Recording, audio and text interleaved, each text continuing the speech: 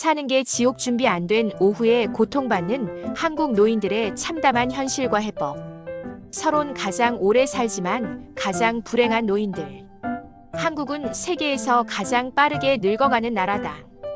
통계청에 따르면 2025년이면 전체 인구의 20% 이상이 65세 이상인 초고령 사회에 진입한다. 기대 수명은 83세로 세계 최고 수준이지만 노인들의 삶의 질은 그 기대 수명만큼 따라가지 못하고 있다. 많은 노인들에게 노후는 평온한 휴식이 아닌 생존의 연장이며 고통의 연속이다. 그들은 말한다. 사는 게 지옥이다. 1. 빈곤의 악순환 노후를 위협하는 경제적 몰락. 현실 절반이 가난하다. 2023년 기준 한국의 노인 빈곤율은 약 43.4%로 OECD 평균 14%의 3배에 이른다. 이는 단순히 수치상의 문제를 넘어서 절망적인 노후를 의미한다. 노후를 위해 국민연금을 쌓지 못한 수많은 노인들은 기초연금 월 30만 원에 의존하거나 폐지 수집, 건물 청소, 재래시장에서의 단순 노동 등 저임금 고강도 일자리로 생계를 이어간다. 원인: 국민연금 사각지대 가입 기간이 짧거나 납입 금액이 적은 세대 다수, 고령층 여성의 경제적 불안정성, 결혼, 육아로 노동시장 진입이 늦거나 단절, 자녀 부양 의식의 약화 핵가족화, 개인주의, 경제 불안으로 가족 부양 기능 상실, 퇴직 후 재취업의 어려움 고령 노동자에 대한 사회적 기피 및 고용 차별. 2. 사회적 고립 고독과 무관심 속의 죽음. 현실 혼자 죽는 사람들. 2022년 기준 하루 평균 38명의 노인이 사망하는 가운데 이 중 3명은 고독사로 발견된다. 수도권의 고시원, 원룸, 단칸방에는 수개월째 시신이 발견되지 않은 노인들의 흔적이 남겨진다. 사회적 대화 부족, 친구와 가족과의 단절, 스마트폰이나 디지털 기기의 미숙한 사용 등으로 노인들은 정보 사각지대에 놓여 있다. 통계: 노인 자살률 인구 10만 명당 47.8명 2021 OECD 1위. 75세 이상 독거노인 비율 28% 이상.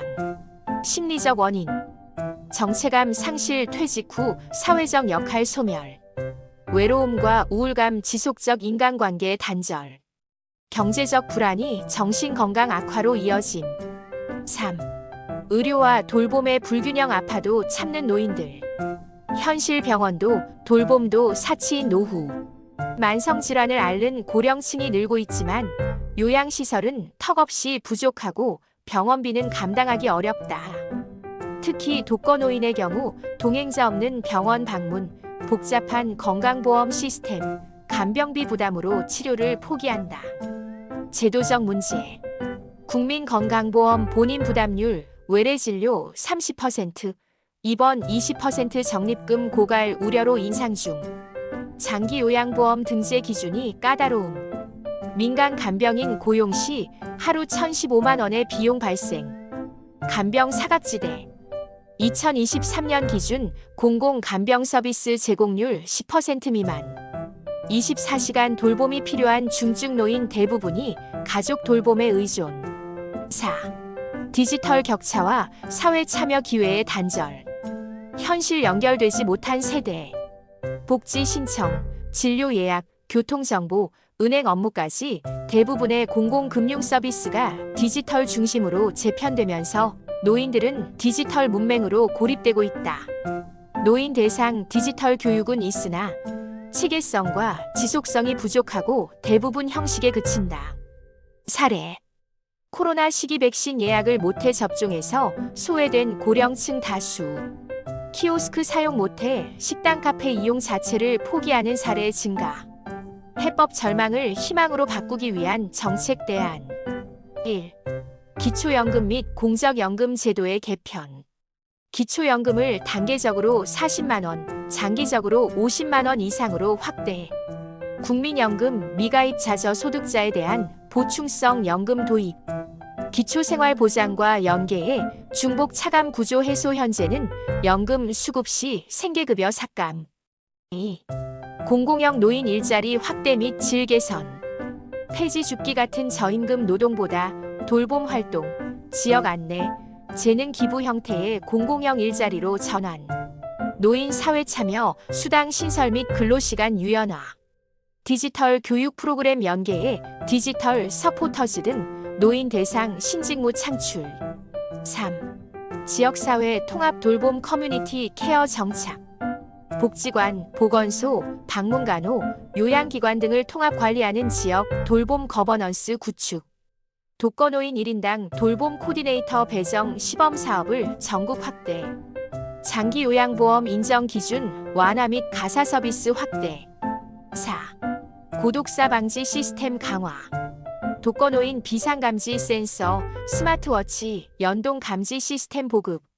주민센터, 우체국, 편의점 등 지역 사회 기반 감시망 확대. 고독사 예방법 제정 및 사후관리 전담기구 설립. 5. 세대통합형 복지 전략. 노인과 청년이 함께 사는 공유주택 시범사업 확대. 세대 멘토링 제도 도입 경험자 노인의 직업인생 상담 역할 부여. 손자녀 돌봄 지원 연계 및 지역 공동육아 프로그램과 연계. 결론 인간다운 노후는 국가의 의무다. 고령화는 더 이상 미래의 위협이 아니다. 이미 도래한 현실이고 우리가 직면한 사회적 책임이다. 지금 우리가 외면하는 노인 한 사람의 절망은 곧 우리의 미래 모습일지도 모른다. 국가의 품격은 가장 약한 이들을 어떻게 대하는가로 결정된다. 노인의 빈곤과 고립을 방치하는 사회는 결코 지속 가능하지 않다. 우리는 이 땅의 노인들에게 단지 오래 사는 삶이 아니라 존엄하게 사는 노후를 보장해야 한다. 그것이 진정한 복지국가, 사람 중심 사회의 출발점이다.